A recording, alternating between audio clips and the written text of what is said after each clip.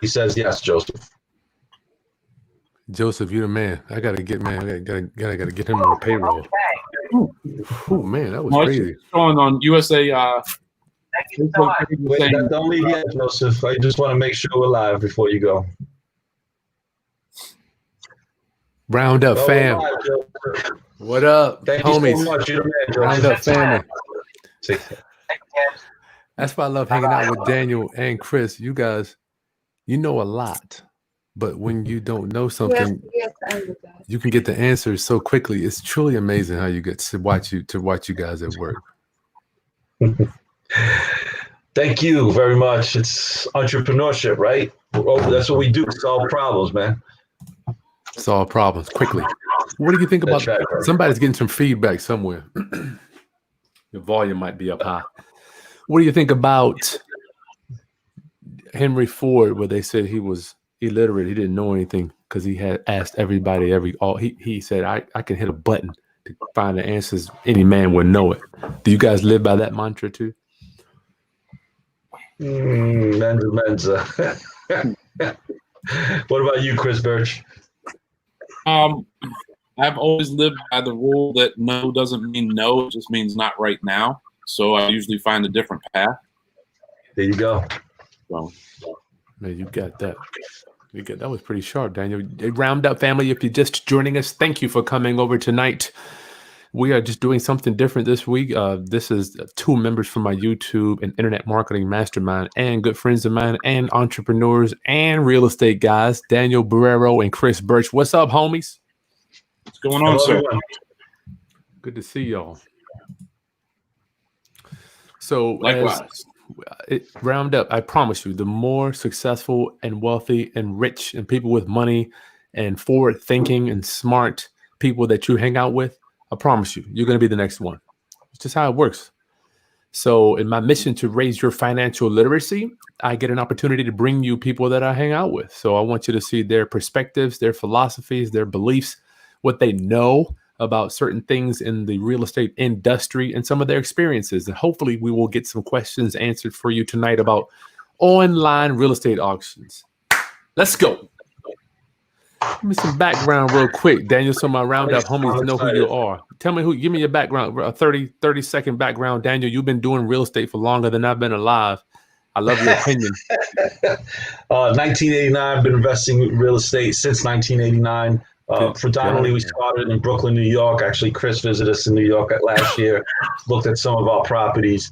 Then we started buying out of state, primarily in a little bit in Lee County, which is Fort Myers, Florida. We started with land, and over the years, we sold thousands and thousands of parcels of land. But back in 2000 and I would say 2010, 2009, we went back into the business right after. We kind of sat back during the recession of 2008, let the dust settle to decide where we were going to dip our feet back in, and we decided to go into Central Florida. And we've bought thousands of doors in there as well as flipped them, but we've kept over 300 doors. Nice. Thanks for your time, Daniel. Brother Birch, give us 30-second commercial. I know you're in the printing industry. I sent you a lead today too. Did you get that email? He actually responded as well, and I just followed up with an email. So yeah. Cool. Okay. Dropped out of college back in '96. Wanted to be in the entertainment business. Did that for many, many years before I almost went broke. Started in the printing business because of my relationships in the entertainment industry, and it kind of transmorphed into a business that was never. It was true entrepreneurship. It was something that was never planned. It was something that evolved based on my relationships. And then as of 4 years ago, I've been active in real estate transactions while also running my business. So you do all types of anything that's print, you do it. Yeah, I'm not going to say mostly. 60% is paper products, cardboard products. So anything from postcards, flyers, door hangers, business cards, all sorts of different stocks and finishes. We also do signage. We do real estate signage. We do yard signs, pole signs, any sort of banners. Nice. We're 100% in-house. We do everything in-house, hands-on. That's cool. Round Up family, if you need your bandit signs, Chris is the man that can get that for you. He does mine, and I think he's doing some stuff for Daniel. So today, Roundup, we wanted to share with you. We were in our last week, we were talking, I don't know how we got from YouTube and internet over to online real estate talk. How did we get to that, y'all? No, I brought it up because you were asking us about recent content that we posted on our own YouTube independent channels. Yeah. And I mentioned that I had just uploaded last week a video while I was live at the property before the auction. Then I was live, recording the online auction because with COVID, there's no in-person auctions right now. So everything has been online. And I think Dan's brother, Dave, kicked in and was like, dude, online auctions are the worst. Like, you don't know what's going on. You don't know if this computer is up in the bid. And, that's really what transmorphed this whole discussion. Nice. I cannot wait to share my experiences. Oh, my Lord. And then Daniel, I saw Daniel just horns came out of his face. I'm like, oh, darn, what? He must have some stories. So before I unleash Daniel, tell us about this one, Chris, that you went to go see. Paint the picture for us. All right. So probably 3 or 4 days a week, I get an email from a pretty large auction house in the city of Baltimore. They handle anything from tax sales tax foreclosures, where the city has now come in and deemed ownership, which is very common in certain neighborhoods in Baltimore. Yeah. This one attracted me for 2 reasons. First, it's in a neighborhood where I actually already own a piece of real estate. Okay. It's adjacent to all of the development that's not only currently going, but development that's already been funded by the city. So you can see in their development map that this area is a hot spot for where the funds are coming from the city. They've already planned it. And it was 2 blocks away from a house that I own there. So the morning of, I had set a reminder on my phone that the auction started, I think at like 10:30 it ended at 10:30. So I got up, got my coffee, drove up to Baltimore, which is only about 30 minutes from where I live in DC. Mm-hmm. I understood after talking to the auction house, which is something I think we'll touch on, is I was able to find out that the property, it was a tax sale.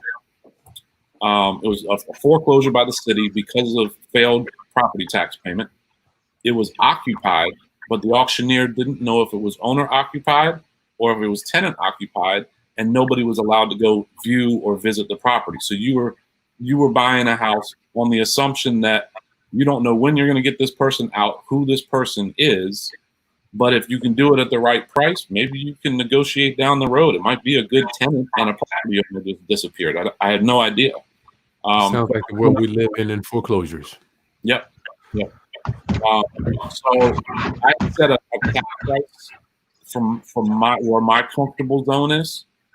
So not knowing the condition of the property, I have no idea what renovation or rehab is going to be, or if it's even going to be an option. Because we're probably going to spend the first probably 3 to 6 months trying to figure out how do we either get rid of the tenant that's in there or the owner that's in there. The courts are closed. You can't go. You got COVID, so there was a lot of variables. So I set a very conservative number on where I felt comfortable with. And I hit that number probably 10 or 15 minutes before the auction ended. What was the starting bid, Chris, and what was your number? Starting bid was either 10 or 12,000, which was kind of a bait kind of price because we already know it's not going to go anywhere near 10. We'll get to that. I want to go to yeah. About that. My number was between 30 and 35 was the max I was going to pay. And what is the ARV on that, Chris? ARV in that neighborhood, square footage, bed and bath. This was a 2-bed, 1-bath, between 140 and 160. You got some? Can you pull that up? Share your screen from a Roundup homies that can't see it. Let me see. I cannot wait to hear Daniel. I can read his mind. He's got all these bullets in his mind that he's. Good Lord, I'm excited. Roundup. If y'all have no idea, Daniel, the man, he not only has he been doing business since the 80s. I mean, he does it so matter-of-factly. So when he does some shit, I don't want to curse, but when he does some shit, and you're like, darn, did you? He does it so it's just part of his DNA. It's like I guess the owner of McDonald's opens it up, lets the people go to work. I mean, you're a magician. Go ahead, Chris. I'm sorry. Yeah, I'm trying to pull up the outbid notification that I got. Outbid notification. Mm-hmm. Okay, here we go. Now it's already off of their page, but it's gone. Yeah, hold on. I guess you have to just paint a verbal picture for us then. Well, you know what I could. Well, actually, hold on. Let's see what trust. Roundup. If you're just joining us, I got Chris Birch and Daniel Barrero. We're just going to be going out. I call this ins and outs of online real estate auctions, but then I changed it to hidden secrets behind the shady online real estate auctions. Yeah, no, it's not letting me. But you know what I could do, Chris? Let me copy the video link that I uploaded on my YouTube channel. I could just post that in the comments. They can actually look at the property. Yeah, there you go. Send it. Put it in the private. Send it to me in a private chat. I can do that. Yep. So your bid was, I mean, you wanted to be 35. Tell me about the auction experience, and then we'll go to Dan about some of the things that's going on behind the scenes that my rounduppers may or may not know that's going on. Yeah. So for me, it was not a big surprise. I knew initially to call the auctioneer and ask certain pertinent questions, which he was. Hold on, rewind, Chris. How did you know this? I want you to start from a person that has no idea how this works. Okay. So you say you knew. How the hell did you? I mean, who would know to do what? Okay. The reason I know is because I've been the victim of some of the stuff that you were about to reference, where you got to know who the players are, not just the auctioneer. That's right. You got to know. Yep. You got to know who a Chris Haskins is when you go to the auction steps, or because I don't get to see online. You don't get to see anybody else. You see a first letter and a star, star, star, and the last letter of their name. You have no idea who these people are, whether it's an automatic computer. What do you mean? Are you talking about the other bidders, Chris? The other bidders, yep, the other bidders. So we mentioned this in that mastermind last week. People these days that don't understand how the online auction works are paying drastically more than they should. They don't understand. One example, there's a buyer's premium. So you're going to pay whatever your final price is, you're going to owe the auction house 10% on top of what you just paid for the property to the auctioneer. Wow. Break that down for people that are numerically challenged, Chris. Sure. 10% premium for the auction house is you buy a house for $100,000, you actually paid $110 for it. Good God, man. But that's not it. You still got closing costs on your side. Unfreaking believable. So you're probably paying about $125 on the 100 bid. Unbelievable, man. Yeah. So for me, between 30 and 35, I was really going to be paying close to 40 by the time I paid the 3,000 or 3,500 buyer's premium, and then I had closing costs on top of that. So buyer's premium is almost in a like realtor fees. Yeah. Actually, they do post it as realtor fees at some of the websites online, like Hubzu would do that, auction.com. But those fees actually, like in auction.com, I've seen them go as little as 0, as high as 5 to 6%. Mm-hmm. I heard you mention the reason this sparked when I heard Daniel broke down. Good gosh, man. You got to know who the players are. Daniel, elaborate a little bit on that. When you were saying that, man, it just blew my mind. Because I see, it's another one of those things where we see it and we're in the mix all the time. You're like, okay, that's that, boom. But you don't think about not knowing it, Daniel. So, I've like I said, I've been doing this since 1989. My brother David has been my partner, and my dad. My other brother Derek dabbles as well with it, with us in some properties, but primarily it's my brother David and I. So, having said that, when you have a partner that knows what you know and is as as hungry as you are, right, it makes life a lot easier. So there's times, so for instance, you know, when you, for instance, let me just think of a situation. I got a good one. So not all the municipalities are doing courthouse steps auctions anymore. A lot of them will go on to the auction sites or do it from the government site itself for that municipality, right? Like .gov or whatever. Right. But now you fall into the situation that Chris Birch mentioned, is that you don't know who the players are. And a lot of times those players, and I haven't witnessed this personally, but I've heard of it happening, is that those players are sometimes in the same room the last hour of that auction. And what they're doing is bidding up certain properties to get the newbies out, so that by the time their properties come up, the newbies are out with their money, right? They don't have no more money. Mm-hmm. Or they're bidding up properties against the newbies so that the newbies themselves are now paying more than what the property is actually worth, because they don't really know what the might as wells are. The might as wells are, well, I'm fixing this, I might as well fix that. Or they don't know what might be's, whereas when you start opening up the wall, what you're going to find behind that wall, right? Whereas professional guys like ourselves, we're always taking that into account. And we're always assuming that's going to be there. If it's not there, then it's additional profit. And if it is there, we've already figured those into our numbers, right? And we're not buying on emotion. We couldn't care less, because we don't love the house. It's just another vehicle of making money for us.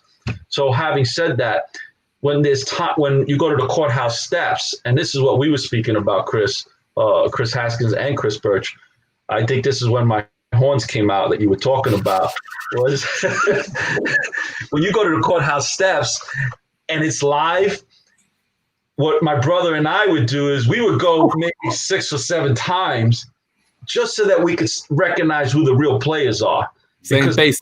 Right. Because the real players, though, it depends on their personality. Some want to be very boisterous, I'll let everyone know that they're there. Some of them are very quiet. They sit in the background. Those are the scary ones, right?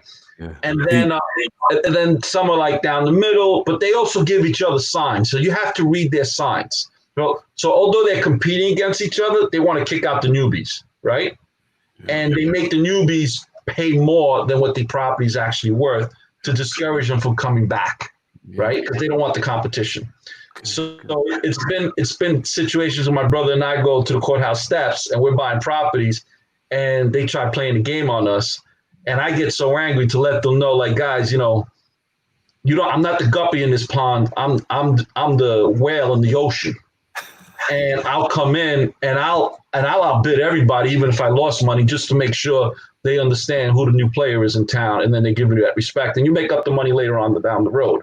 So, and I'm not trying to sound big or boisterous, but that's the reality of the business, right? So what happens, though, sometimes my brother will be at the actual property and I'm on the phone with him, because the players have their partners at the property. And what we're really doing is we're reading the body language. That's what that's what you don't get on the online auctions. Is the reading of the body language, and the body language of facial expressions, the looks in their eyes tells you if you got the property or not. Can I push this a little bit more? If I go up another 1,000, will they break? If I stay put, are they going to stay back? There's a lot of little things. Another secret is, it's not really a secret, but a lot of properties, and Chris Birch brought this up, where the auctioneer pulls the property off the block that morning of, right? So we may drive by the property. We'll go by the property, and if it's an empty property that morning, 6 o'clock in the morning, I'm at the property looking to see if there's any windows that are open, the doors are open, and I'm not gonna lie to you, we'll take advantage of it. One time, one of the neighbors called the cops on us at 7 o'clock in the morning, but the doors were open, it wasn't ajar. Do you really care about that? The doors open. I've been in houses and the doors open too, Daniel. I'm going to be transparent. I just walked the hell in. What is your thing? Pretty much that's what I do, but it's really trespassing to an extent. Probably. So, yeah. You can ask for forgiveness, though. My mentor said you can always ask for forgiveness. That's precisely what we've done. And we're not hiding about it. So, our pickup truck is literally parked in the driveway with our signage on the side. I'm there with my pad, for instance. We're dressed appropriately. We're not, we're not dressed in all black with hoods on, looking like we're trying to hide our faces or anything, right? So, and then you give them your business card, and then you show them, listen, this is on the auction. The door was open. I just came in. I didn't know if there was anybody in here. Yeah. You play dumb, right? And be respectful, of course. So having said that, there's times where then the cops come in, and I've done it myself. I'll immediately make sure the door's locked so anybody that comes behind me is not getting in. That way they don't know what I know. So, there's times where I know the entire kitchen's there with brand new cabinets, and there's times where I've walked in and I find cement bags with quick dry cement, where that, and you see all the cement by the toilet floor, they threw cement down the lines. Now you're figuring that in as well, where you got to now replace the whole waistline going all the way to the street, correct? Nasty. So there's so many things that you have to understand and learn. And then the online auction stuff, you really better know your numbers and all the fees that are involved. And especially they use their title company, right? Let me get back to Birch before we get on that. Birch, I wanted to ask you, we'll get back to you, Daniel, both of you guys. Let me get back to Birch. Robo bidding. Yeah. Could you give us your take on that? I want all three of us to talk about that, but yeah, I have my opinion about it, but I want to know what your feeling is about it and explain to my rounduppers what you think about that. Yeah. So for those of you that don't know, robo bidding is the auction house already knows the number that they need for the property. So let's say it's a tax foreclosure. The city has already given the auctioneer the minimum or the reserve price is what a lot of auctions call it. They've already given the auctioneer that price. The auctioneer will post it well below that price to drive interest, for investors like us to say, wow, 10 grand for a house. I mean, who wouldn't bid on that? Mm-hmm. So the foreclosure that the city had issued on this property is for unpaid property tax in, I don't know, $15,000. Mm-hmm. Let's say. So they start the bid at 10, and then they can, as the auction house, they can set a robot, their computer system, to automatically bid against the next bid up to whatever point they set it. So they might not bid it up to 15, where the foreclosure price is. They might set the reserve at 20, and then it'll automatically bid against all the active parties until it gets to that $20,000 mark. My opinion on it, well, I have two different things. One, I feel like it's kind of a bait and switch where they can drive you to a certain price, and then the computer will automatically run the bid up on you. But the other thing that you can do, and I've done, and I had to learn it, is you can call the auctioneer and just say, look, what is the reserve price on this? Am I wasting my time at $19,000? Am I wasting my time at $17,000? Mm-hmm. Some of them will give you the number, and some of them will just answer yes or no. But you can ask that question up to $25,000, and they can say no. Okay, well then there's certain things they can't say. They're bonded by the legalities of being the auctioneer. They can't disclose certain things. But you can ask a question with a simple yes or no, and they'll answer it. It'll give you some leeway as to where to go. Daniel? I agree with Chris. It's ask. What could they tell you? No, I mean, who cares? I mean, it's like I tell everybody, it's like asking the pretty girl at the dance. I mean, most of the time people don't ask her because they're afraid of being turned down. But you're never going to know if you don't ask, right? So I agree with Chris. You call up, and most of the time they won't tell you the numbers. But if you do what Chris says and you say, well, what if I go up to this, will that make it happen? And then, or at least am I close? And they may say yes or no. Some of them just are very cold and immediately say, put in your bid, leave me alone, and that's what it is, But half of them will give you some guidance, like Chris said, yeah. From my experience, guys, is like on the robo bidding, it's not immediate that I'm outbid. I think, and once again, I have no idea whether this is true, but what I've seen, I'll bid. I don't know if it's a human bidding an hour or two later, that it will go up. And then at the end of the auction, all these bids have gone up and up and up. And then it's back on the market next week. Mm-hmm. Somebody won the bid, and I don't know if it's a human or if it's the robot. My experience is that they didn't send in the deposit money. And then if that happens, if you're the second in line, if you're in second in line, which has happened a lot to my brother and I, if we were the second highest bid, the auctioneer sends you out an email and says they didn't send in the escrow. You can have it if you sign today. So you've taken those bids? Yo, yeah, it's funny. The best deals that we've ever made are deals that came back to us. Whether it be through the auction or individual deals. But that's happened a lot to us where we were the second highest bid and it comes back to us. Because remember, on the courthouse steps, you got to come with your checks. Yeah. You know, it's not Johnny come lately. You need it there like now.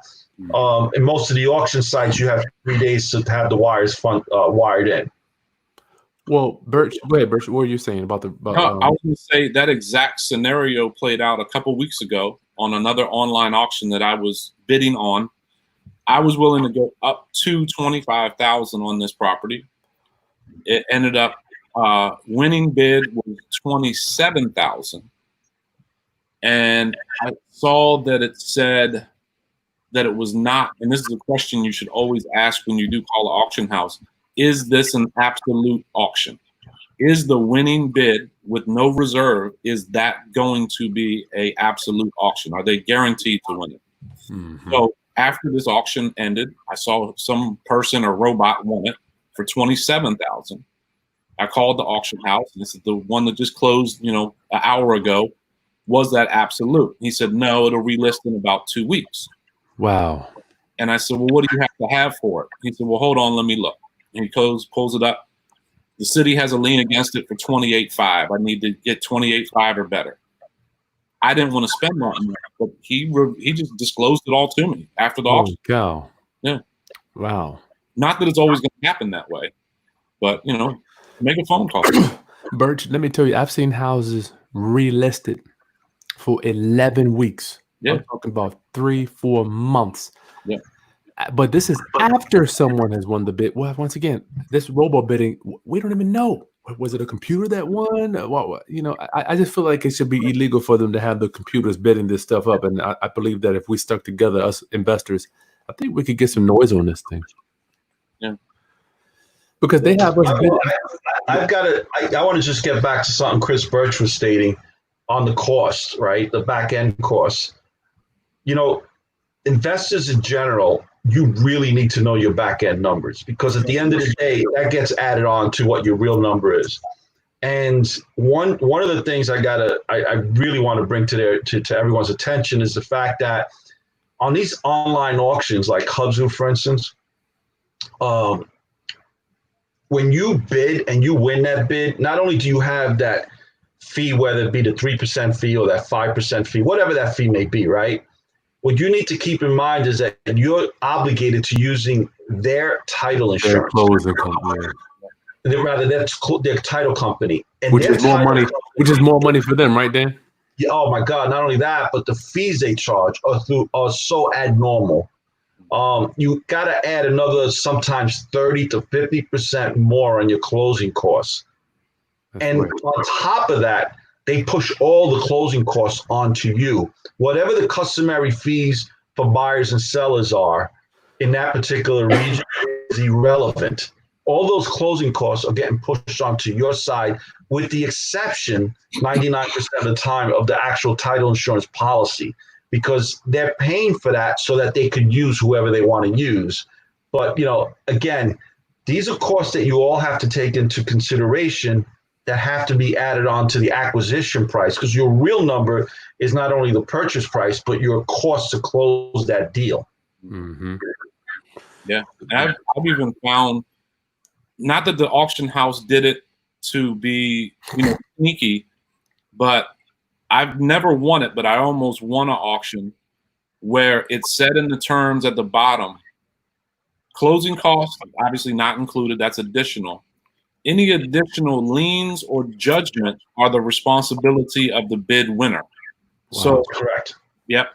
So you don't even know until after you win the auction, you get the settlement, and now the title company is telling you that Bank of whatever has a $25,000 lien against this property. So you got to do your homework too. Well, what we normally do is we run a title. We do like a simple title, right? Where we just give it to the title company and pay them a couple $100 to do a simple title search, correct? Yeah. But that still doesn't give you everything. You never know, especially if there's HOAs involved.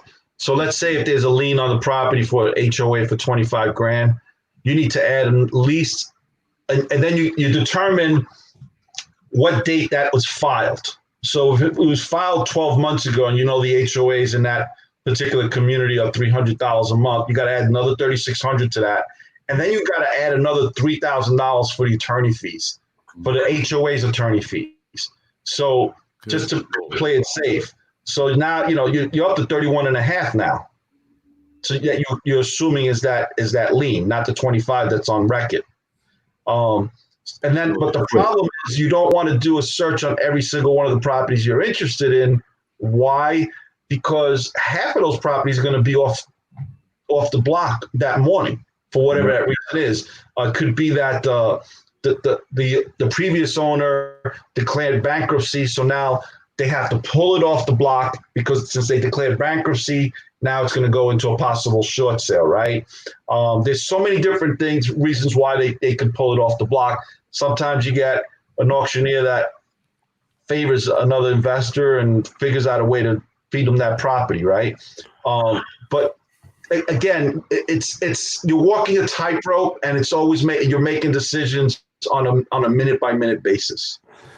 Well, let me close this window. For generally speaking, on an online auction, they have the title search. Generally speaking, I'm not talking about on the tax side, but for my people that are for my rounduppers, they have a title search already, correct, gentlemen? It depends on which auction site. Like Hubzu, they give you clean title. Because remember, like Hubzu, for instance, they represent the bank-owned properties. Yeah. That took it back at the auction house steps because they didn't get enough, right? Yeah, we got it. They also buy paper that now they're auctioning. That's their own paper that now they clean title with, correct? But then you got some of the auction.com sites, it's like buying it on the courthouse steps. What you're simply doing is taking the position of the bank. It's up to you to figure out how you're going to settle everyone else's position. I didn't want to get too deep into that. That's a whole nother one, Daniel, which we need to probably cover that. Oh, my God, that's another 2 to 3 hours, man. Yeah. Yeah. But I want to get back to knowing the players. Around here, there are some people that will buy a house. And I hear a lot with my clients and inner circle members. They try to buy based on another man's equation. I want to know your opinion on trying to do that, and what are the ramifications in thinking like that? Well, I don't think I understand the question. Like, I've got a guy around here, right? He'll buy a house.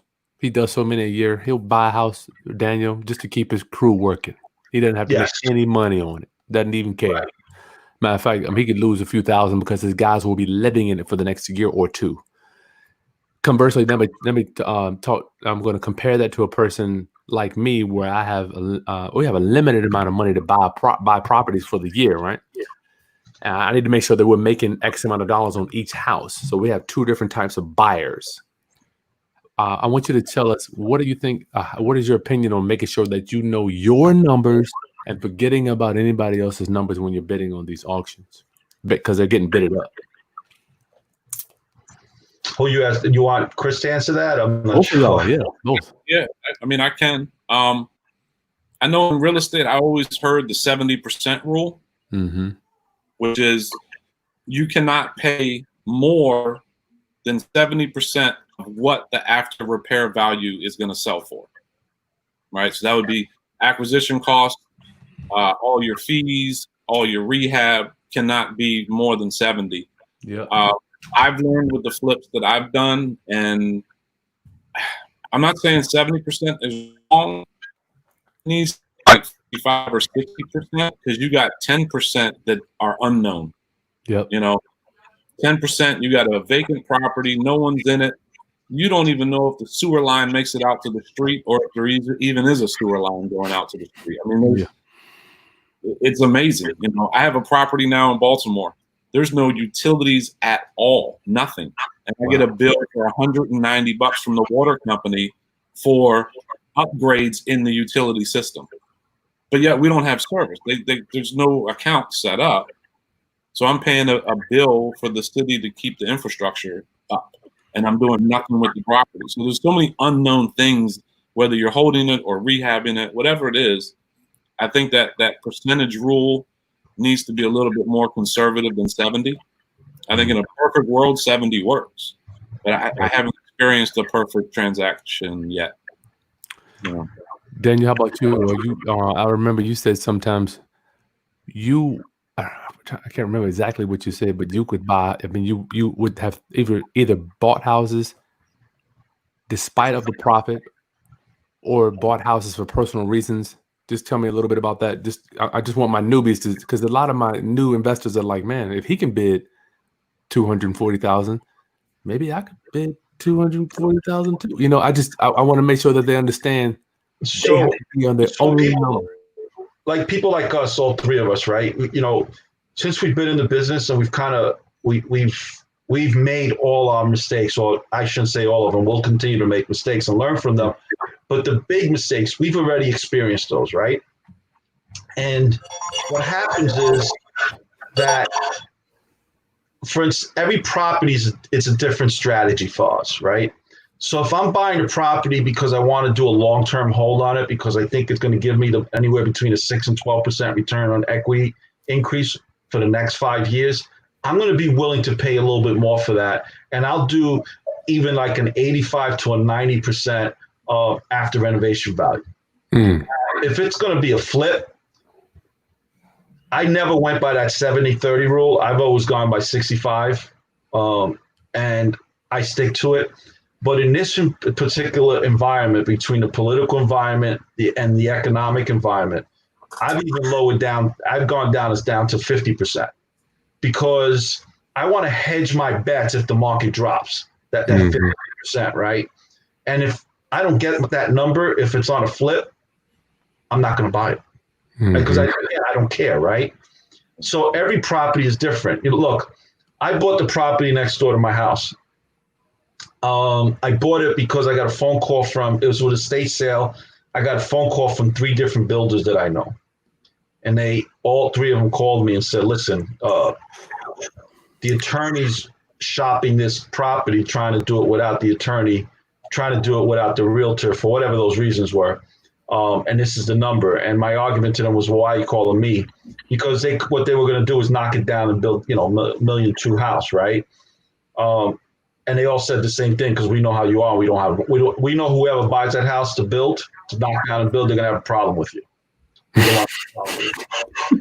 So, not that I'm a tough guy or anything, but the reality is, I'm gonna let you know if you're annoying me, right? So, I ended up buying a house. I didn't get a great deal on it. I paid on my market, but there was a value to that for me, right? It was because now I control that property. I live in peace. It's always kept clean.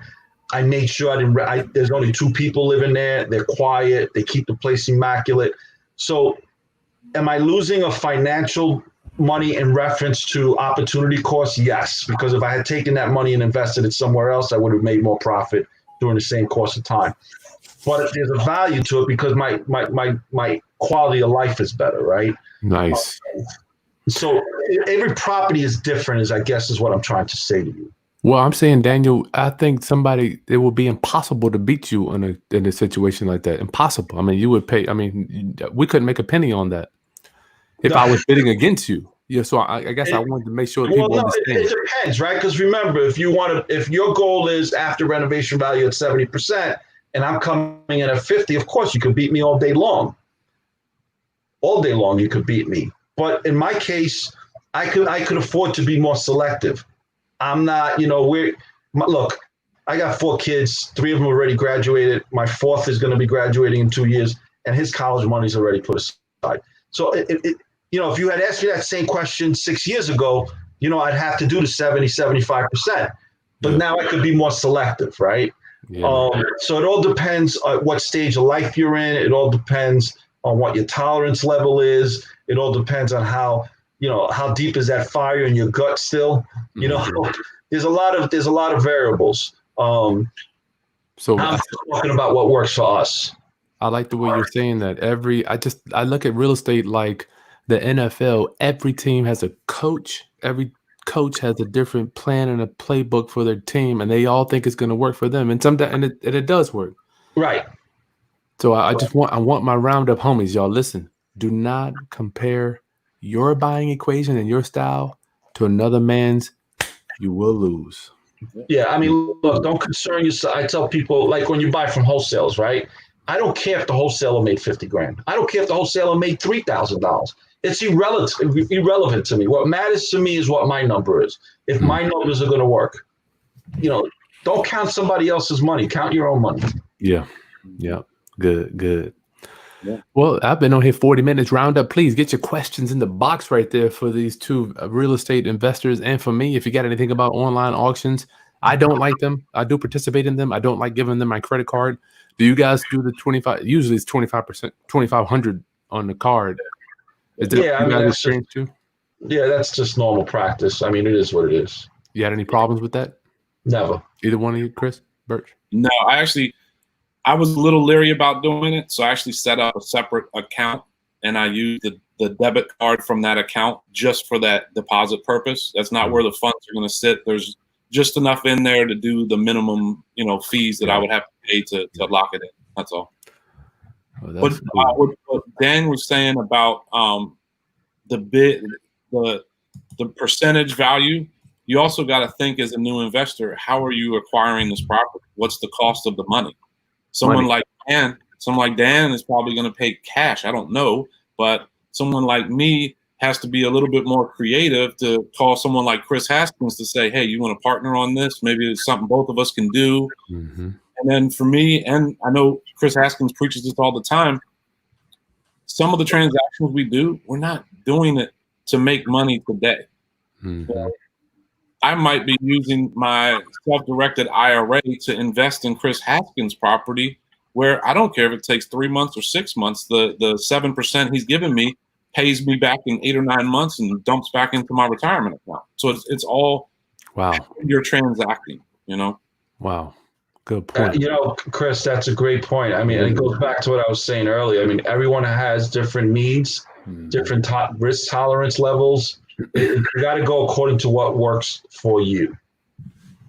Well, I've just seen so many. At the end of the day, you really need to know your real numbers. So that interest that you're going to be paying for that borrowed money, that goes into your carrying costs. And what I normally do is if I figure I got to carry that, and we just picked up something today we closed on in Howell, New Jersey, a one-family house. And we're figuring 90 days. If I'm into that property for more than 90 days, I'm going to be really agitated. But I always figure in another 60 days additional to the 90 on my carrying costs to make sure that the numbers still make sense. You never know. Right. That's a good point. Always, I'm presuming, AKA you're saying always anticipate you're going to hold the property for more than what you think. Precisely, always. I mean, and always anticipate that additional work. I know Chris Birch said earlier, he figures in 10% additional for that extra work. I figure it in at 12 to 15%, depending on what I see with the eye. But no less than 12. I can't tell you how many people that I know that have borrowed hard money. Usually the hard money guys have that 6 month. They think they're going to go in there, buy it, get it fixed, turned around, and I'm get it all done in 6 months, right? And I'm like, listen, even if you sell the property the day you finish the rehab, you got 2 months in closing costs for your buyer that's going to get a loan. Right. Yep. Right. Even if you sold it the day you listed it, so I guess I want people to know that this HGTV crap is just not real. That's how we got into this conversation, if you remember, actually, now that you brought that up, right, Chris Birch, was, this business is nothing like you see on HGTV. I mean, it's like, I think there's really one that's come close to it that I've seen, the one in Vegas, Selling Vegas, I think, with the husband and wife. The wife's a designer. Yeah, but I mean, the rest of them, I got to tell you, they don't really come close to the reality of the business. Yeah. But like in our case, in our situation, which most beginners don't realize as well, is that we could bring in a job usually at 20 to 30% less, sometimes even 50% less than what somebody new in the business is going to bring it in at. Because right? of what, Daniel? Well, okay, so in my case, when I buy material, for instance, we use the same color paint, right? Over and over and over and over. Right. So if there's a special, for instance, I'm not going to buy 10 tubs. I'm going to buy 2 skids of that tub of that color scheme, right? And I'm going to put it in my garage. We have a garage for that, right? If there's a sale, for instance, the microwave hood range, the GE. $200. Excuse me. Actually, no. We picked them up. We walked into Home Depot. The ones that we normally pay like $230 for, they had them for $99. Holy cow! Yeah. And we go to the manager for the appliance department, and we asked him why, and he was like, because they're discontinued. We asked him how many he had left. He said we had 44 left. I said, can I take them all? But I didn't say, can I take them all? I asked him, if you take $20 off, I'll take them all off your hands. Well, of course, he said no, but he took $10 off. So we're at $89 at foot. So think about the numbers that we saved. So within 4 months, we redid, I think, something like 17 kitchens, not including the ones we used out to switch them out on ones that needed to be repaired. Mm-hmm. Why bother repairing it? Switch it out. It's cheaper, and they get the tenants happy. They have a brand new, hood range microwave, and we save tons of money. So that's why it's same thing with like our counters and our granite counters. These guys, they know we're going to give them the volume. They're going to pretty much bend over backwards to keep our business. Roundup, aka what he's saying. I'm going to read between the lines, or I guess more elaborate on that. So you just cannot buy your house based on a Daniel Barrero. If Daniel has certain connections that he's going to get things a lot cheaper than you are. Generally speaking, if you're doing 1 to 2 houses. Listen, the best thing I tell people is if you're going to flip 5 houses a year, and you walk into Home Depot and Lowe's and you see a fan that was $200, a 52-inch light fan that was 52-inch light fan that was at $200, and it's reduced to $89, $79. Go up to them, negotiate. Everybody negotiates. Buy them all. You're going to use them. It's better than putting your money in the bank making 0.25% versus buying that fan. You immediately have equity into the fan. Wow. That's deep, man. Roundup, get your questions in for the experts today. Birch, anything you want to drop on that regarding, I know you said you number, Chris, what made your number, boom, I'm not going to go behind that, go higher than that number on that last auction. Why didn't you? Because a lot of people get the auction bug and want to keep going up and up. Of course, it's about first understanding where you're buying, what you're buying, the comparables in that immediate neighborhood. I know this neighborhood, fortunately, because I acquired a piece of property there at the end of last year, and I know what they're selling for new, meaning redone. And you're going to put, I don't care what square footage you have, anywhere 1,000 square feet, 1,200 square feet. For a full renovation, you're at 50, 60 grand easily. Easy. Right? Easily. So you add that, let's say 60, and you add my top part was 30 to 35. So we're at 95 real quick. Gotcha. And if I want to sell it at 145, I'm going to pay 9% on the seller side just to have real estate agent fees. I'm going to pay all that stuff. Yep. So am I willing to invest $95,000 to make 15 or 20? Mm-hmm. And it might take me 6, 9, 12 months to do that? Probably not. No. Good point. People think that don't make sense, right? Chris Birch, you showed us a picture. If I remember correctly, you showed us a picture of that property and it was all gutted out, correct? The one I own was gutted out. Yeah. And so like when I walk into a property like that, I love it, right? Most people walk in and they see a disaster and I say, wow, this is great. I don't got to pay to rip it out. My men ain't sucking up dirt or dust in their lungs. I don't got to worry about the dumpster. Whereas when I fill it up overnight, people are going to fill it up for me when I come in the morning. It's filled up with someone else's garbage. Good point. It's like I walk in there when I see it gutted out. I'm like, thank you, God. Like, you just saved me a ton of headaches and work and money. Yeah, I mean, for me, I use the term, it's a blank canvas. Do what you want with it. Totally. Yeah. Well, let's get to some Q&A. I had y'all for 50 minutes. Rosanna, what's going on, Rosanna? I saw you at the beach. Man, I want to get to the beach out there. It's beautiful out there.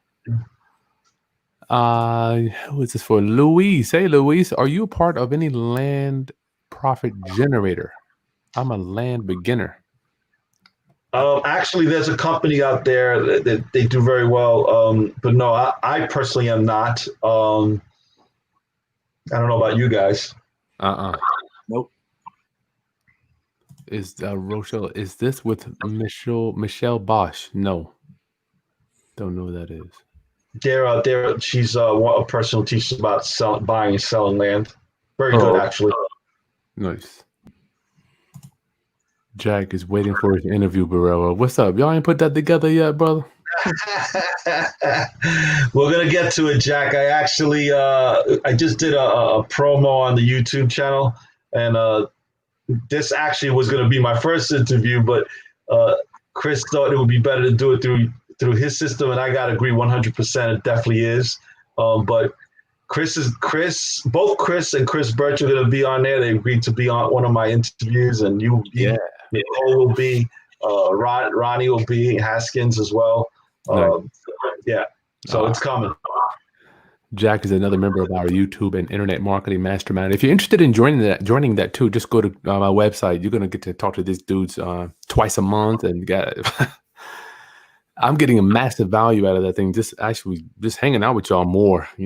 Thank y'all for being in it with me. No, thank you for inviting us. It's a great experience. Mm-hmm. Gates, I almost paid $10,000 in closing costs after winning the bid. Oh my Lord! I gotta say, 10,000. It depends on where the property is and what the value and what the winning bid was, right? Mm-hmm. So if you're in New York City and you pay $10,000 in closing costs, that's actually average, right? Oh well, that's actually below average. That's a good thing. Yeah, if you're in the state of Florida and you're buying a condo for $75,000 and you're paying $10,000, you got a problem. Yeah. It all depends where the property was and what the winning bid was. Dawn, East Coast. Birch, would you be willing to mentor someone in Baltimore? Yeah, so I'm actually working on setting some of that type of stuff up. You can go to chrisbirch.biz and just contact me there, and then we can talk that through. But yeah, I'll entertain it. Sure. Yep. Somebody grew up in Howell, New Jersey. Miss BSN. Hey, Williams. After you win the bid, do you put the house in a land trust? I guess everybody has a different strategy. I would refer that back to you, Chris Haskins. Williams, if you followed the content, we always 100% without exception buy land trusts. Now, however, when we win the bid, you got two types of auctions, right? You got the big boy auctions, the one that you go with a cashier's check, and you got to put that, you have to leave. Matter of fact, you can't even bid unless you showing you got the cashier's. I like those, to be honest, because it just weeds out so many, we call them posers. So you're holding up, you gotta show up with 10 grand, So like but you make those cashier's checks out to yourself, you have to sign it over.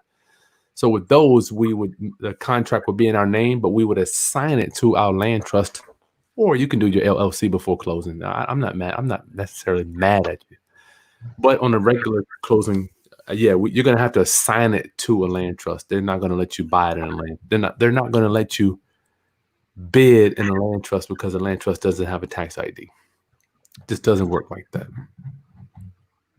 You gotta put your social.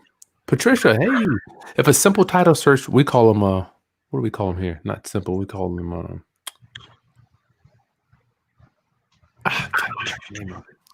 if it's simple title search doesn't show all the money owed on the property, how can I find out what liens or debts will be incurred after I win the bid? Good question, Patricia.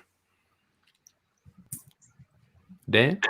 Or That's when you got to give it to a title. I mean, can you do it yourself? Yeah, but the time that it consumes, and you're probably not going to get it done right. I give it to the title company, do a full search on it, because you need to know that anyway prior to you even putting it up for sale. Because you can't sell the property with a cloud on title, right? they're talking about buying though, Dan, buying, because we're talking. Yeah, when you're buying on New York, if I'm reading it correctly, she's saying, what if something else comes up that's not on a simple title search prior to you buying it, right? Yep. So at that point, that's when you do a full title search, and because you need to clear any cloud on title prior to you even putting it up, because you don't want that to come up during a closing process. Because while you're doing your renovations, you could try to clear out that title or negotiate whatever that is. You'd be surprised how many people will take, 50% or 10 cents on the dollar, depending on how long they've been trying to collect and how much money they spent. Yep. But Patricia, I'd like to go ahead, Bert. You got something? No, I was actually agreeing with that. As you develop relationships, I have a title company now that used to charge $500 for a full search, and if I agree to use them exclusively, they'll do it for $300. So for me, on a property that's worth $150,000 on the retail side, that $300 is gold to have them to do as much of their due diligence, as I'm moving forward. What we do, Patricia, once you win the bid, you better do the full search before you actually put the money up anyway. But if you want to do something, what we do is we do something called a current owner +1. A current owner +1 back, okay?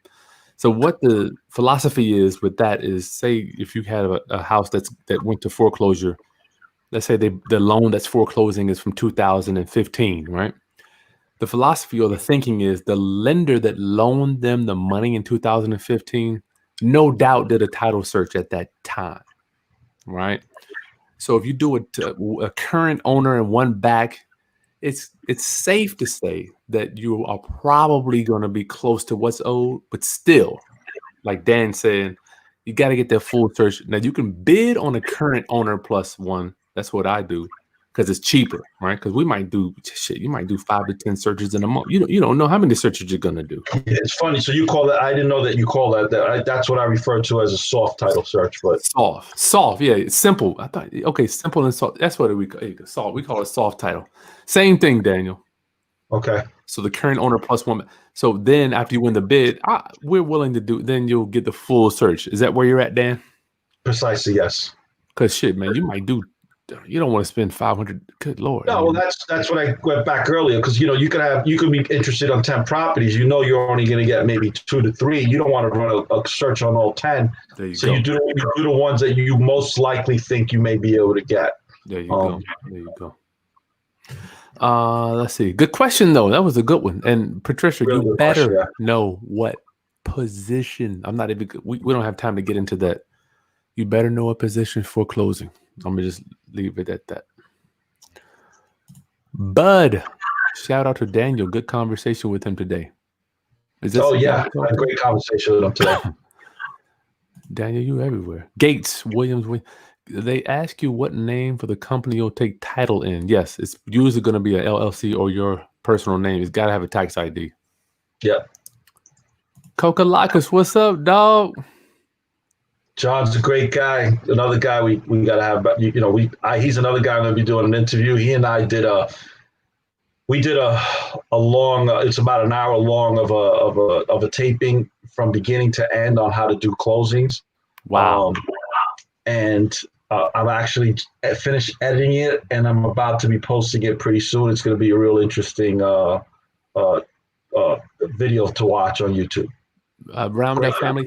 John Kokalakis is a real estate attorney in New York. I had him on my channel last year, but we met him hanging out with Patrick Bet-David last year at the Valuetainment conference. No questions. Awesome. Gates. That's to them. John. Birch. Dawn East. Are you willing to mentor someone? Unpaid internship opportunities, Birch. You're gonna work hard for that one. That's the what Daniel referenced. That's the demo crew. That's where you start. Better get him an N95 mask. Yeah. No, all joking aside. No, I mean, I love doing what I do and sharing what I share. If I can help, I'll help. I mean, that's fine. Yeah. Chris, good guy. Monroe hanging out. What's up, brother? JC, do you expect a wave of foreclosures to start coming spring 2021? I'll let Daniel, because you got more history than we both have put together. So I'm not sure if you should go by me, to be honest with you, because I thought this was going to start happening already. You said that. I see it coming, though. It's coming. Yeah, this COVID situation that's happening is so unprecedented that it's kind of changed the entire dynamics of real estate as well. So what it's rewriting history. Oh yeah, what I see a lot of things happening. I see that I personally think that the government's going to stop, the spigot as far as just pouring money into people's hands right after the elections. Because at that point it doesn't, they're just trying to buy the elections right now, right? Both sides. I did think of Trump when I got my money. I gotta be, and he sent me a letter too. Did he send you guys a letter? So exactly. So he sent all of us a letter that we paid for. That's right. So the point is that this is an unrealistic situation we're in. The economy, in my opinion, is held up with a sand foundation instead of a cement foundation. I think that's going to change come November. I think people are going to try to. You usually see people holding on for about 6 to 7 months around election time, when you're going to see everything starting to fall apart, especially in the city. So what we're seeing here in New York City is a large percentage of the population. They're starting to move out to the suburbs. So, the suburbs of New Jersey, suburbs of Connecticut, the suburbs of upstate New York, that was losing population and the pricing of property was going down dramatically, has seen a huge surge, right? Because there are families that were living in the city in these small apartments, and they were willing to forego those larger spaces without having the yard and without having the dining room and the bigger family room, because they had the culture of the city, the restaurants, the theater, the free activities in the parks, the cultural differences, everything the city has to offer, right? But now they can't experience any of that. Yeah. So they're saying we're cooped up in these apartments with, 1 or 2 kids, or even some of them without children, right? And they're saying, so why are we paying all this rent? Why are we paying all, being cooped up in a small apartment when we could leave? And the other thing is, a lot of companies are starting to realize, wait a minute, we're getting more productivity from people staying at home than when they come into the office. Let's leave them at home 3 days a week, right? So these people are saying, I could live 2 hours away or an hour away because I only have to come in 2 days a week if I have to. Nice. My expenses are less. I have a bigger property, and I'm not cooped up in the apartment, because right now I think COVID, until we get a vaccine, is going to kill the inner cities as far as property value. And then on top of it, in the city of New York and a lot of major cities, you had a big increase of new inventory coming into the market. In addition to, now you have all this office space that's not going to be used. It's probably going to get converted into residential space. So you're going to have a huge influx of inventory with less people to live in it. It's going to drop the prices dramatically. So, if you're in a position to save and you're patient enough, I would say sit and wait and take advantage. Or buy Zoom stock and wait. That's the truth too. Chris got me in the stock market, Chris. I can't believe I'm buying stock now, man. I cannot believe it. All right. Do you guys, real quick, Roberto, do you guys buy multifamilies online auction?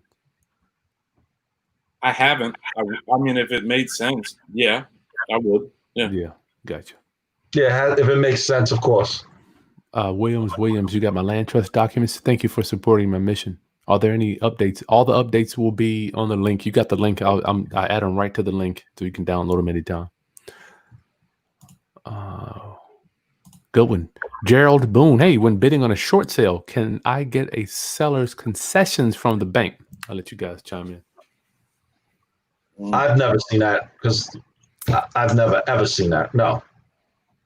I have, yeah, all the time. Matter of fact, I throw $1,000 in there every time. If they give it to me, cool. If not, yeah. I've never on a short sale when I'm negotiating with the asset manager. No, but listen, my numbers are always low on the short sale. Yeah, you're so low, man. Shit, you'd be embarrassed to ask for yeah. Trump 20. Chris, you crazy. I'm seeing John Kakalakis. I'm seeing pockets where some areas are hurting, but other areas are selling for above asking. Yes. Yeah. Like when you're leaving like if you're within the hour out of the city of New York, everything's booming. It's booming here too, man. Gerald, I work in public housing. I see property owners in trouble already. Foreclose. Yeah.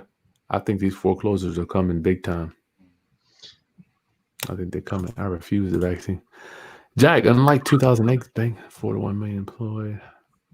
Last question, Felipe. For out-of-state owners, can closings be done virtually in DocuSign? How are you dealing with COVID during the closings? So I could. You want me to answer that, or you can? Yeah, we'll all chime in. We're using, man. I'm just sending the FedEx.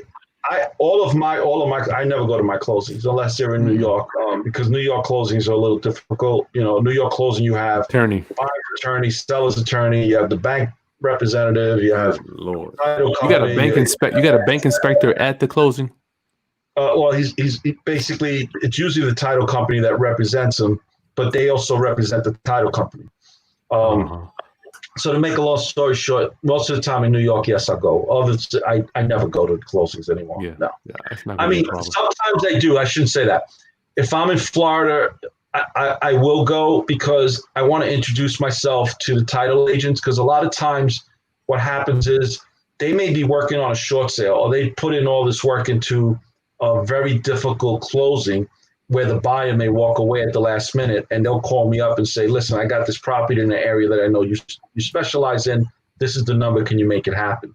Because they don't want to have gone through all that work and not close it because they lose the money on the title policy, as well as other fees. So, that's why if I go, the reason I'm going is more about creating relationships and increasing my network. Chris Monroe, is it possible to wholesale properties that you win at an auction? Absolutely. Yeah, you can do an assignment before settlement. There you go. Yes, you can. Yeah. All day long. I've bought them and sold them before. Shit, man, I've seen them. They've won the bid. I get to do $5,000 right there on the site. Absolutely, without a doubt. They'll win the bid. There you go. Let's go. Let's go. Make it happen. Let's do it. I love hanging out with the dude because it's like if you spending big paper, man, nobody has time to screw anybody over. It's like, man, let's do this and let's get it over with. Yeah. Janie Beck. Hey, how do you appraise properties in these uncertain times? So I alluded to that earlier before, right? So let's say, like I said, if I normally would come in at 65% after renovation value, I want to be now at 50% because I want to give myself that 15% just in case the market drops that 15%. Bert, you want to chime in on that? So I mean, actually, I was going to chime in on the uncertain times question and dealing with COVID. I'm sorry. So the only reason you actually have to do it in front of the title attorney is because it gets notarized when you sign it. You can wire the funds, you can go to the bank drive-through and notarize the documents, FedEx it to the title company. You don't have to come in contact with anybody. So I've done that pre-COVID, and I'm going to do that moving forward. I don't want to waste time going to the title company. No way. And your trustee can go anyway. Exactly. But as far as appraisal, the only number you can do it on is the comparables that have already sold in that neighborhood, which are probably in some neighborhoods greater than what they were before, and a lot of neighborhoods probably less. So using Daniel's method of backing that 65% down to about 50 or 55 is probably pretty smart because it's uncertain. We don't know moving forward. You don't. But I will say, I'm not sure about New York or down where you are, Chris, in Virginia. But in D.C., the inventory is like minimal. Scary. I love it. I love it. Think about it. Homeowners don't want people coming in. It's like perfect storm for investors because we got houses sitting vacant. Sitting vacant. So we can show any house we want. Yeah. Anyway, yeah. For the 70 or so people, 75 people that are here, my friends, please give us your final thoughts. We'll start with Daniel on the online auction stuff. Let's make sure we give them the value that they want for today. Round up. Make sure you subscribe. Hit that like button. Daniel, that was your key to give your final thoughts on online auction. I'm so sorry, Chris. My final thoughts. Buying properties in auctions are actually, you could find some good deals, but you need to be really smart. You need to educate yourself first. You need to go a few times without having any intent of ever buying, at least a minimum of 6 to 7 times for multiple reasons. You want to learn the personalities of the people that are always there. You want to learn who the players are. You want to understand what their signage is. If you're buying online, I would it would be like if you were buying stock, right? You make believe you're buying it, but not actually put down the money and watch it, learn on it, say, okay, I would have bid this, and bid on it as if you were really trying to buy it. Why? That way you can learn based on those mistakes that didn't cost you any money before you actually start doing it. I would actually do a lot of reading. I would look for mentorship from people that are actually doing this, not people that have only done it 2 or 3 times, or people that have done it for years and have not just done 10 or 20, but have done hundreds. That way you're getting real knowledge from people that truly understand what they're doing. Yeah. Brother Chris, final thoughts on online auctions. So I think that suggestion is actually something that I practice already. I just reached over to my desk. I have a notebook of all the upcoming auctions. I have highlighted what I'm interested in, why I'm interested in. I've already started to do my due diligence for next week's auctions and say, okay, cool, here's the comps, here's whatever information I can generate between now and next Monday.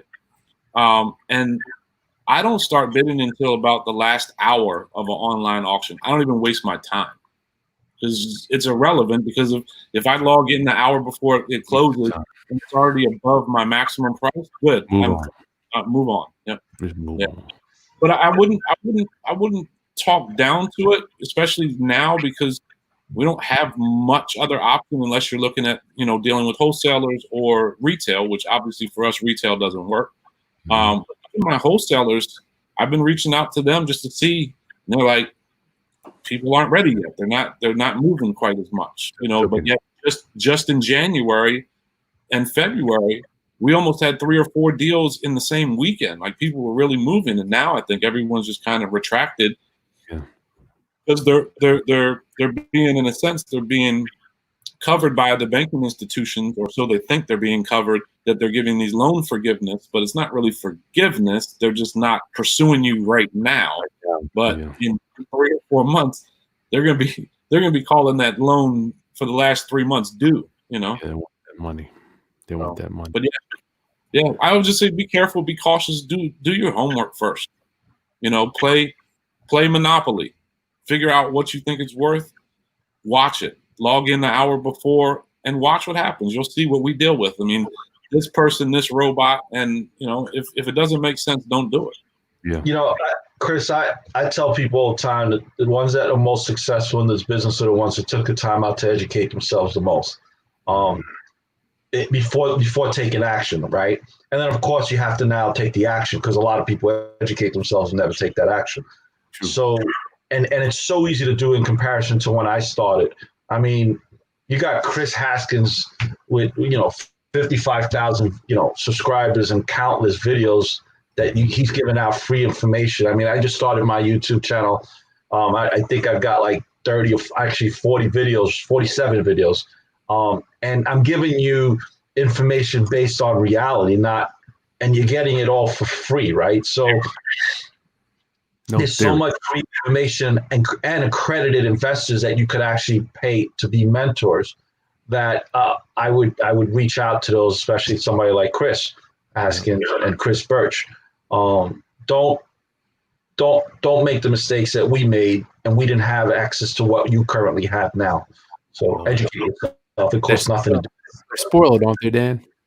Yeah, they are. I don't think most investors today, or people who want to become investors, really understand how much easier it can be if they just took the time out, though, and read. And I'm not talking about reading, a 30-second anecdote. I'm talking about just take out the time. And I mean, I got a phone call today from this guy, Bud, right?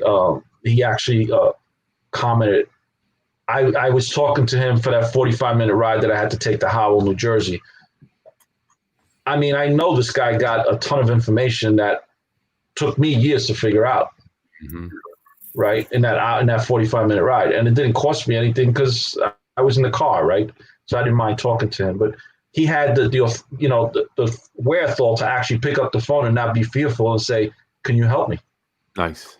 All right, Roundup. I had you for an hour. That's all I got for you. To make sure tomorrow, 4:00, I've got a social media expert coming on. The guy did 7 deals over the last 3 weeks with this social media stuff. This stuff's booming, and I'm using him to do my lead generation too. And you are going to love him. Just phenomenal information. You better be using social media right now. I don't think COVID's going anywhere. Matter of fact, my friend in Houston said that they opened up and they had to shut it back down, the whole city. So I'm like, I just don't think it's going anywhere, guys. No. I think it's here to stay. Round up. Make sure you subscribe. Share this content with anybody else that's thinking about using online auctions so they can be prepared when they go to do so. And we'll see you soon on my channel. See you later, everybody. Have a wonderful night.